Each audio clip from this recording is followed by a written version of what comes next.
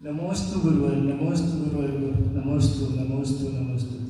हे गुरुवर, मेरे मन में एक शंका बहुत संशय है। ये शंका है कि कुछ मुंशरात भगवान के मंदिर के आगे शनि निवारक मुंशनाथ भगवान ऐसा लिखा है। यदि मुंशनाथ भगवान ये शनि निवारण करता है, अगर करता है तो बाकी 23 तीर्थंकर को शनि निवारण करने की में क्षमता नहीं है क्या? क्योंकि मैं इसलिए आपके चरणों में इस प्रश्न रख रहा हूँ कि मेरे सम्यक दर्शन मुझे प्राप्त हो, और मेरे सम्यक से प्राप्त हुए हो तो उसका दर्शन विशुद्ध हो। क्योंकि मैं अनंत काल से मैं जन्म मरण करते आ रहा हूँ। एक ही कारण है कि मिथ्यात्व। इस मिथ्यात्व को दूर करने के लिए ये शंका आपके चरण में रख रहा हूँ। हे गुरुवर, ये मिथ्यात्व, ग्रहित मिथ्यात्व और अग्रहित मिथ्यात्व, इसके बारे में समझाने से हमारा सम्यक दर्शन प्राप्त होए तो इसका विशुद्धि और बढ़ जाए। इसलिए मैं पूरा आपके चरण में एक प्रश्न शंका रख रहा हूँ। नमोस्तु महाराज जी, नमोस्तु नमोस्तु। ओम नमः। शंका बहुत अच्छी है और आप सभी को समझने योग्य है। सबसे पहले तो सम्यक दर्शन और मिथ्यात्व को समझेंगे, फिर बाद में कौन से भगवान क्या करते हैं ये समझेंगे। तो सबसे पहले सम्यक दर्शन होता है। सम्यक दर्शन का अर्थ है सत्य पर श्रद्धा। सम्यक दर्शन का अर्थ है सच्ची श्रद्धा, विश्वास, प्रतीति। वह किस पर?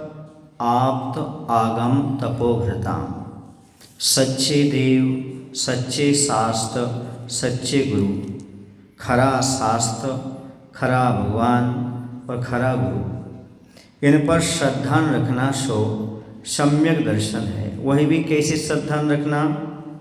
3 मूर्ता से रहित, 6 अनायतन से रहित और शंका आदि 8 दोषों से रहित। ऐसा श्रद्धा रखने का नाम सम्यक दर्शन है। सम्यक दर्शन के लिए 3 तत्व बताए हैं और भी अन्य ग्रंथों में बताया, जैसे 7 तत्वों पर श्रद्धा रखना सम्यक दर्शन है। तो हम इन सबको 3 तत्वों में विभाजित करते हैं। सबसे पहले 3 तत्वों में एक तत्व है देव शास्त्र गुरु। इसको एक ही में लेना, देव शास्त्र गुरु पर श्रद्धा रखना एक तत्व हो गया। दूसरे तत्व में 7 तत्व हो जाते हैं, जीव, अजीव, आशव, वंद, संवर, निजरा और मोक्ष। ये भी एक तत्व में आता है। तीसरा आता है आत्म तत्व। इन 3 तत्वों पर, आत्मा पर पदार्थों से भिन्न श्रद्धा करना, इसमें निश्चय सम्यक दर्शन भी आ गया, व्यवहार सम्यक दर्शन भी आ गया। जीवादि 7 तत्वों पर श्रद्धा रखना, देव शास्त्र गुरु पर श्रद्धा रखना और पद पदार्थों से भिन्न आत्मा पर श्रद्धा रखना, ये सम्यक दर्शन कहलाता है। यदि 2 परिभाषाएं हम देखें ऊपर की, 7 तत्वों पर श्रद्धा करना, देव शास्त्र पर श्रद्धा करना, ये व्यवहार सम्यक दर्शन है, और पर पदार्थों से भिन्न आत्मा पर श्रद्धा करना, ये निश्चय सम्यक दर्शन है। अब सम्यक दर्शन में 3 तत्व पहले हमने देखे, देव, शास्त्र और गुरु पर श्रद्धा रखना सो सम्यक दर्शन कहलाता है। अब प्रश्न ये उठता है कि गृहीत और अगृहीत मिथ्यात्व क्या है? पहले मिथ्यात्व समझो। मिथ्यात्व का अर्थ होता है देव, शास्त्र, गुरु पर श्रद्धा नहीं होना, या जीवादि 7 तत्वों पर समीचीन श्रद्धा नहीं होना या विपरीत श्रद्धा होना, या फिर आत्मा और शरीर को एक मान करके चलना, ये मिथ्यात्व कहलाता है। समझ आ रहा? जिसमें देव शास्त्र गुरु पर श्रद्धा ना हो उसका नाम क्या है? मिथ्यात्व है। 7 तत्व पर श्रद्धा नहीं होना सो मिथ्यात्व है, और आत्मा को शरीर मान करके चलना सो ये मिथ्यात्व है। बहिरात्म तत्व मुधाय, देह जीव को एक गिने सो बहिरात्म तत्व मुधाय। ये बात हमने समझी। अब 2 भेद होते हैं, एक गृहीत मिथ्यात्व होता है और दूसरा अगृहीत होता है। अब इसे कैसे समझें? जैसे आप सम्यक दर्शन को समझते हैं। कौन सा सम्यक दर्शन? निसर्गज और अधिगमज। निसर्गज सम्यक दर्शन, अधिगमज सम्यक दर्शन के भेद ही क्यों बने? उत्पत्ति की अपेक्षा। उत्पत्ति की अपेक्षा दोनों के भेद हैं। सम्यक दर्शन उत्पन्न होता है तो बाई नेचुरल जो होता है, पर के उपदेश के बिना जो सम्यक दर्शन होता है उसका नाम निसर्गज सम्यक दर्शन होता है। और जो पर के उपदेश से सम्यक दर्शन होता है वह अधिगमज सम्यक दर्शन होता है। ठीक इसी का विपरीत ले लो। जो मिथ्यात्व कर्म के उदय से स्वतः ही विपरीत सिद्धांत होता है वह अगृहीत मिथ्या दर्शन कहलाता है। और जो पर के उपदेश से ग्रहण किया जाता है उसका नाम गृहीत मिथ्या दर्शन कहलाता है। और आज वर्तमान में इसी का बोलबाला है। किसका? गृहीत मिथ्या दर्शन का। अभी अगृहीत की बात नहीं करेंगे, वह तो स्वतः ही कर्म प्रकृतियों के उदय से हो रहा है। लेकिन जो गृहीत मिथ्या चल रहा है वह बहुत खतरनाक चल रहा है। देव शास्त्र गुरु की आराधना करने के साथ साथ जो रागी देशी की आराधना को स्वीकार करता है, पर के उपदेश से उनकी पूजा वंदना करता है, वह गृहीत मिथ्या दृष्टि कहलाता है। ये गृहीत मिथ्यात्व का छोड़ना बहुत जरूरी है। जब तक ये गृहीत मिथ्यात्व रहेगा तब तक कल्याण होने वाला नहीं है। आचार्य कहते हैं कि सम्यक दर्शन से श्रेयस्कर तीन जगत में तीन काल में कोई भी चीज नहीं हुई, और मिथ्यात्व जैसी अकल्याणकारी तीन लोक में तीन जगत में तीन काल में और कोई चीज नहीं है। मिथ्यात्व जैसी चीज ऐसी है जो कि अकल्याण करने वाली है। किसी गति में जाओ, कहीं भी जाओ, उससे तुम्हारा कल्याण होने वाला नहीं है, क्योंकि मिथ्या दृष्टि जीव असोपयोग में रहता है। वह भगवान की पूजन भी कर ले, दान भी कर ले, इच्छा आवश्यक का पालन कर ले, लेकिन उसका उपयोग शुभ नहीं होता। वो धर्म ध्यान की कोटि में नहीं आता। मंदिर का निर्माण क्यों ना कर ले, वह भले करोड़ों रुपये दान क्यों ना कर दे, स्वाध्याय क्यों ना कर रहा हो, लेकिन उसकी जो क्रिया है वह धर्म ध्यान नहीं कहलाएगी, क्योंकि वह अभी मिथ्यात्व का त्याग नहीं कर पाया है। या यूँ कहा जाए, जो मिथ्या दृष्टि जीव है वह जिन शासन से बाहर है। जिन शासन में तभी आएगा कि वह मिथ्यात्व का त्याग करेगा। और मिथ्या दृष्टि यदि बना हुआ है तो उसके पास सोपयोग नहीं है, क्योंकि जो सोपयोग होता है वो चतुर्थ गुण स्थान से प्रारंभ होता है। और चतुर्थ गुण स्थान कब होता है? उसका नाम है अव्रत सम्यक दृष्टि। भले उसके पास कोई व्रत ना हो, कोई संकल्प ना हो, लेकिन उसके पास सम्यक दर्शन होता है। जो हमने आपके लिए बताया, देव शास्त्र पर श्रद्धान। कुछ लोग ऐसे होते हैं बेनेक मिथ्या दृष्टि होते हैं। वो कैसे होते हैं? वह देव शास्त्र गुरु को भी मान लेते हैं और अन्य की भी आराधना कर लेते हैं। तो आचार्य कहते हैं इनके मिले जुले परिणाम रहते हैं। ये अधिक से अधिक तीसरे गुण स्थान तक पहुंच सकते हैं। सम्यक मिथ्यात्व यानी दही गुणवत। न दही का स्वाद है न गुड़ का स्वाद है। या खिचड़ी जैसी। खिचड़ी क्या होता है? दाल और चावल दोनों मिलकर के बनती, ना दाल का स्वाद ना चावल का स्वाद। ऐसे ही उन्हें ना तो सच्चे भगवान पर श्रद्धान पूरा है और ना दूसरे का श्रद्धान छूटा है। इनकी नैया डगमग डगमग करती है, इसलिए इनकी दोनों परिणति होती है। न इनको मिथ्या ज्ञान कहा जा सकता, न सम्यक ज्ञान कहा जा सकता, न सम्यक दृष्टि कहा जा सकता, न मिथ्या दृष्टि कहा जा सकता। फिर क्या कहें? सम्यक मिथ्यात्व कहा जाता। इनके पास भी सोपयोग नहीं बताया, इनके पास धर्म ध्यान नहीं बताया। धर्म ध्यान तो शुरू होता है तो चौथे गुण स्थान से ही प्रारंभ होता है, सम्यक के साथ। अब प्रश्न ये उठता है, गृहीत अगृहीत की बात समझ में आ गई? हाँ, जो परोपदेश से ग्रहण किया जाए वह गृहीत है, जो स्वतः मिथ्यात्व के उदय से हुआ अगृहीत मिथ्यात्व है। तो गृहीत मिथ्यात्व बहुत चल रहा है। जहाँ देखो वहाँ पर बहुत सारे उपदेश देने वाले मिल जाते हैं। इनकी पूजा करो, उनकी आराधना करो, तुम्हारा ऐसा दूर हो जाएगा, तुम्हारा वैसा हो जाएगा। मैं ये पूछना चाहता हूँ आप लोगों से, ग्रह तो बहुत दूर है, कहाँ पर है? वो आपका कुछ बिगाड़ने वाला नहीं है। शनि ग्रह वगैरह बहुत दूर हैं आपसे, आपका यहाँ आकर कुछ बिगाड़ करने वाले नहीं हैं। नहीं महाराज जी, हमने सुना है कि उसमें होता है ना, कुंडली वगैरह में होता है, ये बताते वो बताते ऐसा है। ये बताओ, कुंडली में कितनी राशि होती हैं? 12 होती हैं, है ना। और 12 में कितने जीव होते हैं संसार में? बहुत सारे हैं। पर साथी आपको परेशान क्यों करता है? आचार्य के शब्दों में सीधी सी बात है, तुम्हें ग्रह परेशान नहीं करेगा जब तक परिग्रह है। ये परिग्रह ही सबसे बड़ा ग्रह है, और परिग्रह को छोड़ दो, तुम्हें कोई ग्रह परेशान करने वाले नहीं है। तो परिग्रह की चपेट में हो, ये सबसे बड़ा ग्रह है।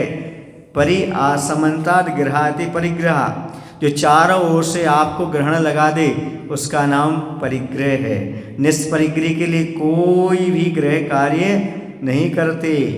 अब प्रश्न ये उठता है महाराज, मुनि सुब्रतनाथ भगवान क्या शनि ग्रह के निवारण करने में सहयोगी हैं? चलिए इसको भी समझ लेते हैं। अब हमारे पास, हमने आपको बताया सम्यक दर्शन होता है। सम्यक दर्शन में दोष उत्पन्न करने वाले 3 दोष बताए मुख्य रूप से, मल, चल और आगाड़।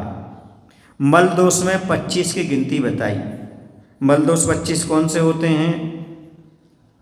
3 मूढ़ता, 6 अनायतन, 8 मद, शंका आदि, 8 दोष।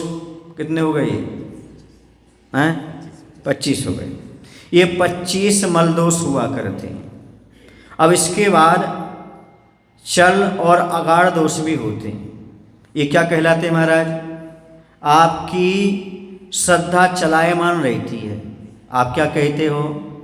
आप कहते हो शांतिनाथ शांति के दाता हैं, पार्श्वनाथ भगवान संकट मोचक हैं, और मुनि सुब्रतनाथ अरिष्ट शनि, है ना, अनिष्ट शनि ग्रह निवारक, ऐसा आप लोग बोलते हो। आप लोगों को सुनने में आता है, समझने में आता है, बोलने में आता है। समझ आ रहे हैं ना? और रविवार को इनकी पूजा करो, शनिवार को इनकी पूजा करो, इनकी पूजा करो, इनका आपने दिन बांट लिए भगवान के लिए, आदि आदि। फिर आता है अगाड़। उसमें क्या होता है? उस दोष में ये होता है, ये वेदी मेरी है, मैं यहीं पूजन करूँगा। ये भगवान मैंने स्थापित किए थे, ये मेरे भगवान हैं। ये डोण बस्ती मेरी है, ये कल बस्ती मेरी है, ये शिखर बस्ती मेरी है, साधना जनालय मेरा है, मुनिषपना जनालय मेरा है, गुफा मंदिर मेरा है। ये बांट लिया। बाकी क्या भगवान नहीं है क्या? तो इस प्रकार से जो मेरे का तेरे का भाव है, यह भी सम्यक दर्शन में दोष उत्पन्न करता है। पहले हम ये समझें, ये और खतरनाक दोष है। ये इस मंदिर में ही पूजन करेंगे, इसमें ही आराधना करेंगे, ये खतरनाक दोष है। मुनि सुब्रतनाथ को अनिष्ट शनि को निवारण करने का ये कहने से ज़्यादा दोष ये है कि ये मंदिर ऐसा मेरा है, ये वेदी मेरी है, मैं ही यहाँ पूजन करूँगा, यहीं दान करूँगा, इसी मंदिर की व्यवस्था करूँगा, ये और महान दोष है। तो सुनो, मुनि सुब्रतनाथ भगवान की जो आप पूजन आराधना कर रहे हैं शनिवार के दिन, और ये कह रहे हैं कि यह हमारे लिए शनि निवारक हैं, तो इसमें सम्यक दर्शन में दोष जरूर उत्पन्न होगा, लेकिन सम्यक दर्शन नष्ट नहीं होगा। क्यों नहीं होगा? क्योंकि हम आराधना कुदेवों की नहीं कर रहे, आराधना हम नवग्रह की नहीं कर रहे। यदि आप किसी शनि देवता की, नवग्रह आदि की आराधना करते हो तो मिथ्यात्म है।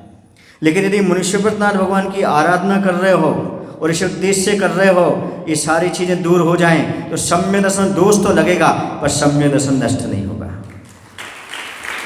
ऐसा कहना कि भगवान इस ग्रह को दूर करते हैं, इस सम्यक्त में दोष है। जैसे आपने कहा शांतिनाथ शांति के दाता हैं, ये दोष है, सम्यक दर्शन नष्ट नहीं होगा इससे। पार्श्वनाथ भगवान हमारे संकट मोचक हैं, ऐसा कहने पर दोष लगेगा, चल दोष, लेकिन सम्यक दर्शन नष्ट नहीं होगा। लेकिन इसी में पड़ गए आप तो आगे चल करके नष्ट भी हो सकता है। इसलिए दुर्घटना से देर भली, सावधानी रखो। ऐसी चीज़ें लाओ ही नहीं जिससे सम्यक दर्शन में दोष लगे और आगे जाके सम्यक दर्शन नष्ट हो। हाँ, ये बात अलग है, यदि शनिवार को आपको मनुष्यपतनाथ की पूजन करना है, रविवार को पार्श्वनाथ भगवान की पूजा करना, कोई बाधा नहीं। पहले आप 24 पूजन कर लीजिए, समुच्चय पूजन कर लीजिएगा, फिर कोई भी भगवान की कोई दिन पूजन करोगे आपको कोई दोष नहीं लगेगा, सम्यक दर्शन दोष भी नहीं लगेगा। क्योंकि पहले हमने 24 भगवान की आराधना कर ली, 24 तीर्थंकर की पूजन कर ली, अब कोई भी पर्टिकुलर भगवान की करते तो कोई बाधा नहीं, क्योंकि हमारे पास 24 की एक दिन में 24 की नहीं कर सकते। तो हमने ये सोच लिया चलो कोई बात नहीं, सोमवार को ही कर लेंगे, मंगल को ही कर लेंगे, एक एक भगवान कर लो, कोई बाधा नहीं है। लेकिन पहले कौन सी कर लेना, 24 पूजन कर लेना, समुच्चय पूजन कर लेना, फिर कोई भी दिन करना, पर ये उद्देश्य मत करना कि हमारे शनि ग्रह को दूर कर देंगे, हमारा काल सर्प योग दूर कर देंगे। अब मैं पूछना चाहता हूँ आप लोगों से एक चीज़ और आती है, काल सर्प योग आप लोगों ने सुना ये क्या होता है? कुंडली में सांप बैठ जाता है, हाउ बैठ जाता है, क्या है? जब हम दीक्षित हुए थे उस समय सब नहीं चलता था। क्या ये पता नहीं 20-25 साल से कहाँ से आ गया, कौन सा काल सर्प योग। इसकी निवारण के लिए पैसे लगने लगे, इसके निवारण के लिए विधान होने लगे, इसके निवारण के लिए बहुत सारे श्रीफल चलने लगे, बहुत सारी गंडमालाएँ चलने लगी। लेकिन याद रखो यदि ये हो रहा है तो ये मिथ्यात्व, इसमें मिथ्यात्व में अब कोई तुम्हें बचा नहीं सकता यदि इस प्रकार की बात आपके लिए होने लगी तो। क्यों? यदि आपको लगता है कि हमारी कुंडली में काल सर्प योग है तो सही उपाय बता दें आपको, कल्याण मंदिर विधान कर लो, कुछ करने की जरूरत नहीं है, आपको किसी के भटकने की जरूरत नहीं है, कहीं जाने की जरूरत नहीं है, मिथ्यात्व के सेवन करने की आवश्यकता नहीं है। भगवान की पूजन करो, स्तोत्र पढ़ो, भक्तामृत स्तोत्र विधान कर लो, कल्याण मंदिर विधान कर लो। स्तोत्र विधान करने से बहुत सारे दोष अपने आप समाप्त हो जाते हैं। एक कोई ग्रह आपको परेशान करने के लिए नहीं बैठा है, और अकेले आपको ही क्यों बैठा है, प्रश्न उठता है, दूसरे को क्यों नहीं बैठा? आपने ऐसा कौन सा जन्म लिया, कौन सा समय जन्म लिया जो आपको ही परेशान कर रहा है? एक बात आपको बता दूं, ये सब हमारे कर्मों पर आधारित होता है, पाप पुण्य का खेल है। जिसके पाप का उदय है एक पत्थर भी नुकसान पहुंचा जाता है ना, एक ठोकर लगती है और आदमी जमीन पर गिर जाता है। अब कहने लगो कि ये शनि ग्रह बैठा था, ये काल सर्प योग बैठा था इसलिए गिर गए। और जो पुण्यशाली जीव होते हैं एक्सीडेंट भी हो जाता है, गाड़ी से उछल करके बहुत दूर गिर जाते हैं, फिर उन्हें खरोंच नहीं आती, ये पुण्य का कारण है। इसलिए पुण्य को बढ़ाने का प्रयास करो, और पुण्य बढ़ाने के लिए किसी देवी देवता की आराधना करने की आवश्यकता नहीं है, ज्योतिषी के पास जाने की आवश्यकता नहीं है, तंत्र मंत्र की आवश्यकता नहीं है। प्रतिदिन भगवान का अभिषेक करो, पूजन करो, अपने आप पुण्य बढ़ता चला जाएगा। और जब आपका पुण्य भारी होगा तो जो भी ग्रह भारी पड़ रहे होंगे आपकी दृष्टि में, वो सारे ग्रह धीरे धीरे खिसकते चले जाएंगे, दूर भागते जाएंगे। क्योंकि कोई भी आपका बिगाड़ कर सकता है तो पाप के उदय में कर सकता है, और यदि आप पाप से बचे हुए तो आपका कोई भी बिगाड़ नहीं कर सकता। और यदि आपके 24 घंटे नमोकार मंत्र चलता रहता है, आपको नमोकार पर श्रद्धा है, तो ये सारे ग्रह आपको कभी भी परेशान कर ही नहीं सकते। ये श्रद्धा बना करके रखो, पूर्ण नमोकार मंत्र पढ़ो आप, और पूर्ण नमोकार मंत्र पढ़ेंगे चत्तारी ढंग ढक के साथ प्रतिदिन, तो आपके लिए कोई भी बाधा नहीं आएगी, आने वाली हो तो चली जाएगी। चूँकि भगवान की आराधना कर रहे हो इसलिए मूढ़ता में भी नहीं आएगा। बरोबले से आशावान राग देश मलिमसा, ऐसा कहा है, रागी देशी व्यक्ति के लिए पूजना वरदान की इच्छा से ये देव मूर्ता कहलाती है। क्योंकि यहाँ पर वरदान की इच्छा से तो आप पूज रहे हो, पर रागी देशी को नहीं पूज रहे हो, बीतरागी मनुष्यपतनाथ भगवान को पूज रहे हो, इसलिए मूढ़ता के अंतर्गत भी नहीं आएगा। ना तो मूढ़ता में आएगा, ना मिथ्यात्व में आएगा। हाँ, ये बात अलग है, आपके लिए सम्यक दर्शन में दोष पैदा करेगा। और पंचम काल में कौन सा सम्यक दर्शन है? छायो सम्यक सम्यक दर्शन है। और छायो सम्यक सम्यक दर्शन में चल मल अगाड़ दोष लगते रहते हैं। आचार्य के शब्दों में यह छायो सम्यक सम्यक दर्शन बूढ़े की लाठी जैसा है, काम तो करता है पर हिलती है लाठी।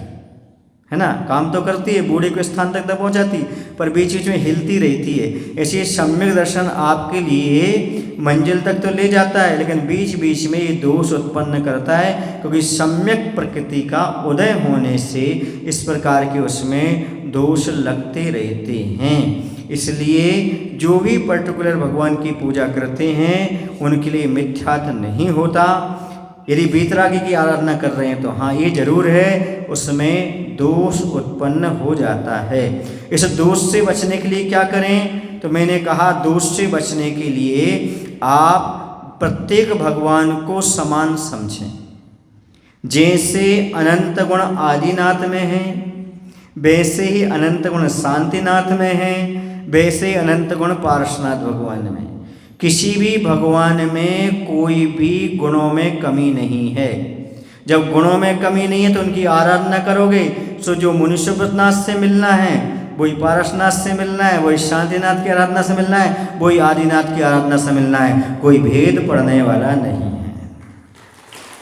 इसलिए यदि आप शनिवार को आदिनाथ की पूजा कर लोगे तो वही फल मिलेगा आपके लिए। ऐसा कुछ नहीं कि आप मुनिषुभनाथ की पूजा करोगे तो ही आपको मिलने वाला है, ऐसा कुछ भी नहीं। सब भगवान एक से हैं, एक से गुण के धारी हैं। प्रत्येक भगवान की आराधना आप करिएगा, इसमें मत पड़िएगा।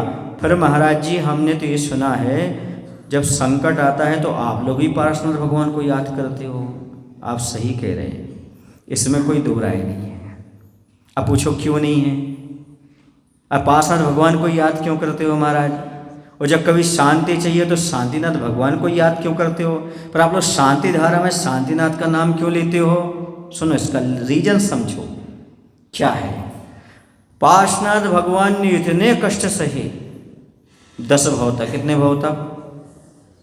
तो उन्होंने जो कष्ट सहे हैं उन कष्टों को याद करो। तुम्हारा कष्ट कितना है उनके आगे? उनका तो 10 भव का था, आपका 1 भव का होगा, अधिक से अधिक 10 साल का, 20 साल का। पार्श्वनाथ भगवान को याद करने से हमें कष्ट सहने की शक्ति पैदा हो जाती है। उनके व्यक्तित्व को देख करके, उनके जीवन को देख करके, उनकी पूर्व पर्यायों के कष्टों को देख करके हमारे कष्ट जघन्य लगने लगते हैं। इसलिए कष्ट के समय हम पार्श्वनाथ भगवान को याद कर रहे हैं। वो बताते हैं जो फनावली है कि देवताओं ने आकर के भी उपसर्ग दूर किया था। आप पार्श्वनाथ की भक्ति करो, देवता भी आकर के आपकी रक्षा करेंगे, आपकी व्यवस्था करेंगे। क्योंकि जो भी महापुरुष हैं जिनने जो कुछ भी सहन किया है उस रूप में उनको याद करते हैं तो हमारे अंदर सहन शक्ति पैदा होती है। देखो इन्होंने इतना सहन किया था, उनका भाई ही तो था, भाई ने गलत किया मरुभूति के साथ, कमठ ने उन्होंने उसका सहयोग दिया, उसे समझाने गए, उसने सलाह पटक दी। ये सब यदि हमारा भाई हमारे साथ गलत कर रहा है तो कौन सी बड़ी बात है, तीर्थंकरों के ऊपर आपत्ति आई है। ये विचार करने से, चिंतन करने से कष्ट दूर नहीं होता, लेकिन समता परिणाम होता है। समता परिणाम होने से असाता छटता है, असाटा छटता है, कष्ट दूर हो जाता है। निमित्त कौन बने? पार्श्वनाथ भगवान। इसलिए कहते हैं पार्श्वनाथ भगवान संकट मोचक हैं।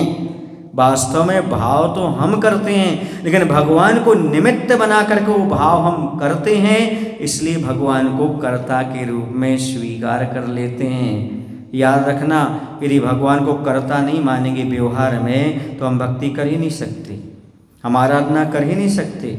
व्यवहार में भगवान ने ऐसा कहा है, ऐसा कहना ही पड़ेगा। भगवान ने ऐसा किया है, ऐसा करना ही पड़ेगा। भगवान हमारे पुण्य में हेतु हैं, पाप की निजरा में कारण हैं, ऐसा मानना पड़ेगा। जैन दर्शन निश्चय नहीं से किसी को कर्ता नहीं मानता। 100 द्रव्य का करता है, पर द्रव्य पर का करता है, एक दूसरे का कोई करता नहीं है, ये निश्चय से है। लेकिन व्यवहार में हम एक दूसरे का कर्ता मानते हैं। अच्छा ये बताओ, आप लोगों की बात समझ में आ गई? बोलो ना, समझ में आ गई? किसने समझा दी? महाराज ने। तो समझाने महाराज निमित्त बने कि नहीं बने? बस इसी निमित्त के लिए कर्ता कहा जाता है और कुछ नहीं। ऐसे ही हम अपने कर्म की निजरा स्वयं करते हैं। पुण्य का बंधन स्वयं करते हैं, लेकिन भगवान को निमित्त बनाकर करते हैं, इसलिए भगवान को कर्ता कहा गया है। अब ये बताओ, आप लोग दर्पण देखते हो कि चेहरा देखते हो? कितने लोग दर्पण देखते हैं? जरा हाथ ऊपर करना। कितने लोग दर्पण देखकर आए हैं आज? बहुत अच्छी बात। जिन्होंने हाथ उठाया वो सही है। कितने लोग दर्पण देख के आए? हाथ ऊपर करो। हाँ, अब दर्पण देखे बिना चेहरा दिखेगा क्या? ये कहा जाता है मैं दर्पण देखकर आया हूं, पर हकीकत में क्या देखकर आते हो? चेहरा। कहने में लेकिन क्या आता है? क्यों? क्योंकि दर्पण के बिना, मिरर के बिना चेहरा नहीं दिखता, इसलिए कहते हैं हम दर्पण देखकर आए हैं। और सही बात है, हम भगवान के पास आए, भगवान के दर्शन कर रहे हैं। हम भगवान के दर्शन नहीं कर रहे, भगवान को निमित्त बना करके अपने आत्मा के दर्शन करने का भाव होता है। वैभव, आपको नमोस्तु करना आता है? गवासन से बैठ के करना, जरा गवासन से बैठ के करो नमोस्तु। अब देखो, इनका सिर कहाँ गया? भगवान की ओर के खुद की ओर? सिर किसकी ओर गया? अपनी ओर। जैसे देखते दर्पण में, पर दर्पण को नहीं देखते, अपना चेहरा देखते हैं, वैसे भगवान को देखकर निज अंदर बसे हुए आत्मा को नमस्कार किया जाता है। हे भगवान, आप 18 दोषों से रहित हैं, हमारे अंदर दोष भरे हुए हैं, हमारी आत्मा कब पवित्र होगी? देव दर्शन से निज दर्शन, जिन दर्शन से निज दर्शन, यही प्रक्रिया होती है। ऐसे ही भगवान के निमित्त से हम संकट को पार करने की क्षमता पैदा कर लेते हैं। भगवान की भक्ति क्या काम करती है तो सुनो। बाहर बारिश हो रही हो तो छाता क्या करता है? बारिश रोक देता है क्या? पाउस पड़ लिए तो क्या छाता बारिश को रोक देगा क्या? नहीं रोकेगा। फिर क्या करेगा? बोलो ना। बारिश में भी आपको गीला नहीं होने देगा, बारिश में भी आप भीगेंगे नहीं, बारिश का आप पर ज़्यादा कोई प्रभाव नहीं पड़ेगा, आपका शरीर और कपड़ा सुरक्षित रहेगा। ये काम छाता करता है। ऐसी भगवान की भक्ति छाता है, संकट को समाप्त नहीं करेगा, संकट से निपटने की क्षमता प्रदान करेगी। जब संकट आपके ऊपर आएगा तब रोगे नहीं, धोगे नहीं, चिल्लाओगे नहीं, आए वाए नहीं बकोगे, बल्कि आप उस समय क्षमता से उसको सहन करोगे। ये भगवान की भक्ति छाता के समान आपके संकट के समय आपके लिए शक्ति प्रदान करने का काम करेगी। वो कर्म का उदय आएगा लेकिन आपको ज़्यादा प्रभावित नहीं करेगा, क्योंकि आप छाता लगाए हो। बारिश का पानी आपको आवाज़ तो करेगा पर आपको गीला नहीं करेगा। वैसे कर्म का उदय आपको परेशान तो करेगा पर गाफिल नहीं होने देगा। ये काम भगवान की भक्ति करती है। इसलिए मुनि सुब्रतनाथ भगवान अरिष्ट अनिष्ट शनि ग्रह निवारक हैं।